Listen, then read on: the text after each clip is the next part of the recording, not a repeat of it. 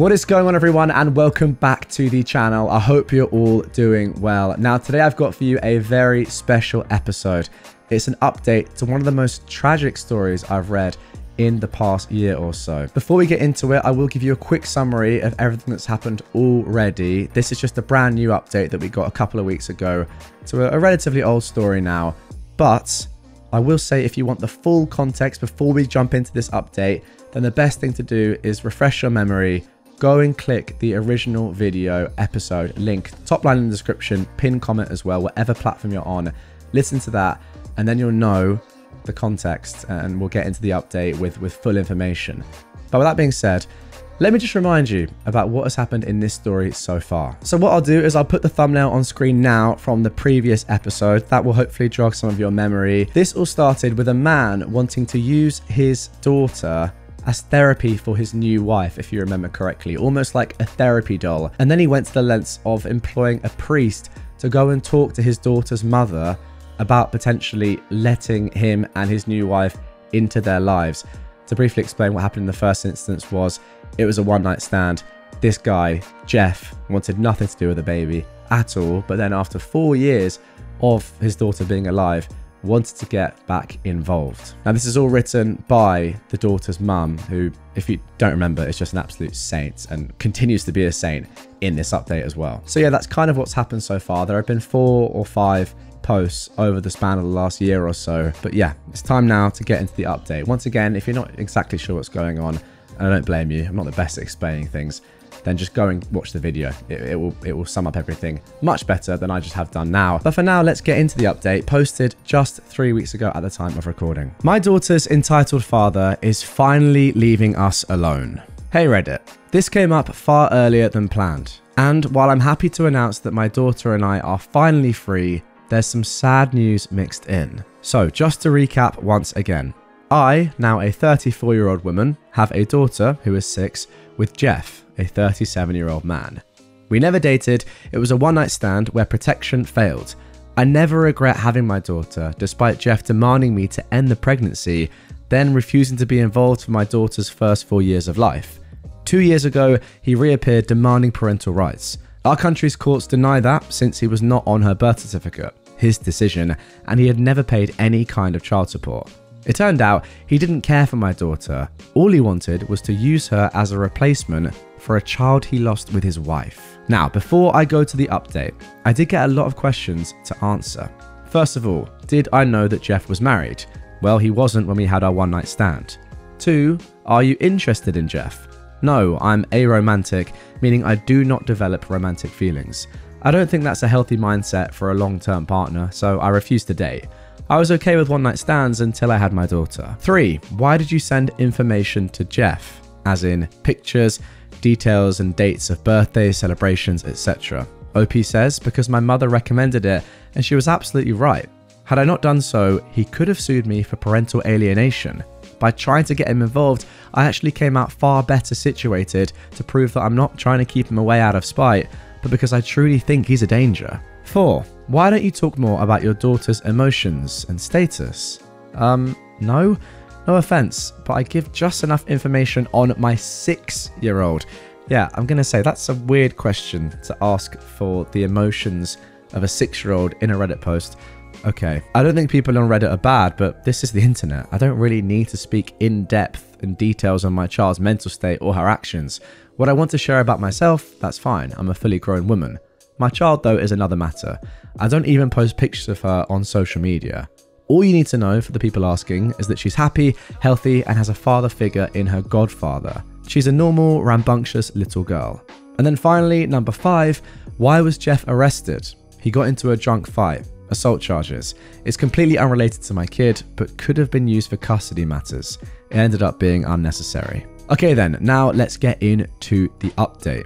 A reminder that this is posted just 22 days ago at the time of recording, and the previous final update, in which OP's daughter's father sent a priest to harass her, was 3 months ago. While our case is yet to be reviewed, we were scheduled for September 2025, Jeff's lawyer contacted mine to say they were dropping their demand for parental rights.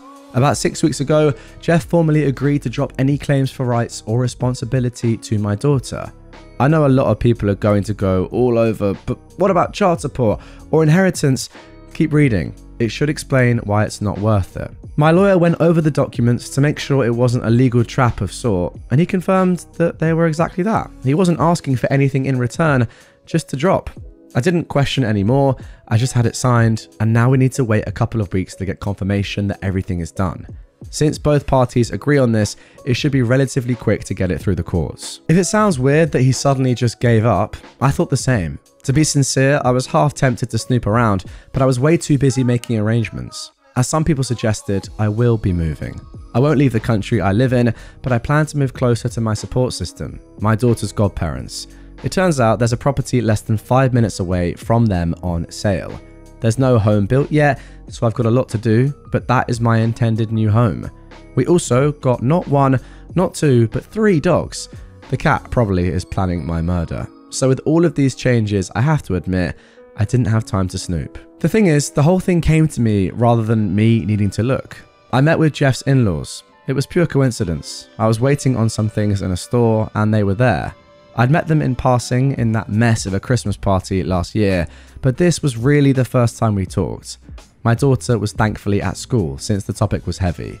They recognized me and asked if I could speak to them. I wasn't sure, but I decided to be polite and I offered to buy them a coffee. They were very nice, not entitled at all. They explained they were sorry for their daughter's behavior. She'd not been the same since she lost her child. Those who called out that she was using her dead baby's name on my daughter were actually right. Oh my goodness me. So if you remember, guys, from the previous story, I guess the penultimate update now, or actually 2 updates ago, I suppose, Jeff's new wife was calling OP's daughter Gabrielle, not even close to OP's daughter's real name. And this, I suppose, is why. I mean, to be honest, that is just actually incredibly sad. It makes me feel a lot worse for Jeff's new wife than I previously did. I thought she was doing it like massively on purpose, just out of spite, but maybe this explains it. Anyway, Jeff's wife's parents explained they just wanted to clear the air with me. I told them I didn't personally blame them, but I couldn't forgive their daughter, and she was a big worry. That is when things hit the fan. The mother started crying, and the father explained that Jeff's wife passed away. Self-inflicted. I feel like trash for the things I told them. I apologized, but they were very gracious and told me they knew I had no idea. We talked a little about her, about their grandchild. I found out what Jeff told me about how his child died was a lie. And now I don't feel so kind as to keep it wrapped up. He shook an infant because she was colic. If you don't know what that is, it's when babies just cry non-stop. I was angry. I'm still angry. No one should ever shake a baby to the point they pass away. That is just diabolical in my opinion. He had told me she just passed away from sudden infant mortality. It's a common thing here, unfortunately. Once again, guys, we don't know in which country this takes place. They talked about Jeff and how he swore up and down I would agree with his idea to have my daughter pass for their lost grandchild, and that would help their daughter. They were not really thinking straight, and I get it.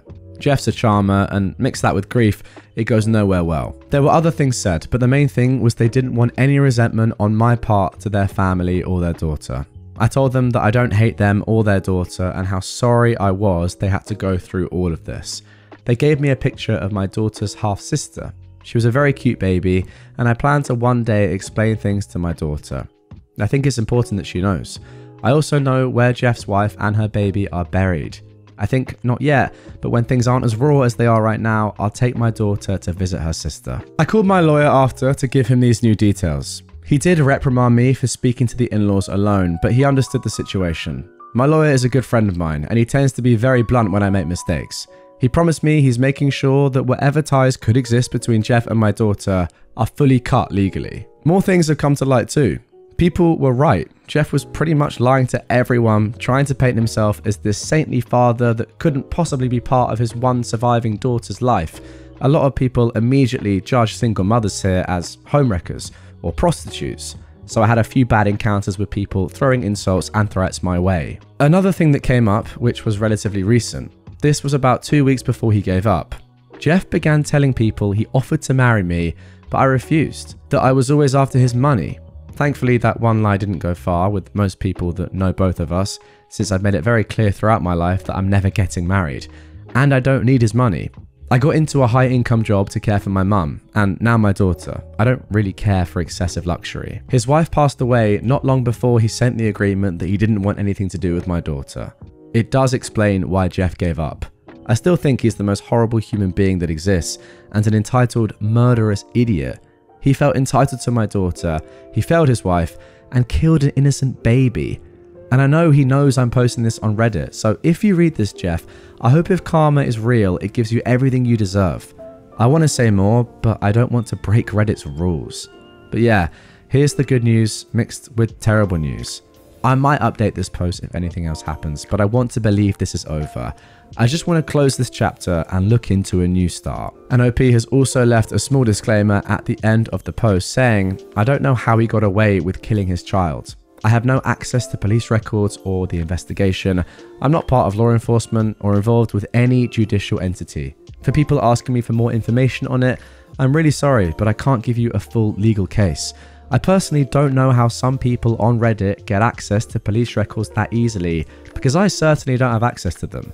All the info I have is what I'm told by others, or what my lawyer can find. Okay, and there we go. That is the end of that story, at least for now. But to be honest, in my opinion, it does seem like that is the natural conclusion for this one. I just don't know sometimes with stories like this how to react. Like, this guy just has to be in prison. He's killed a baby. It's just honestly insane.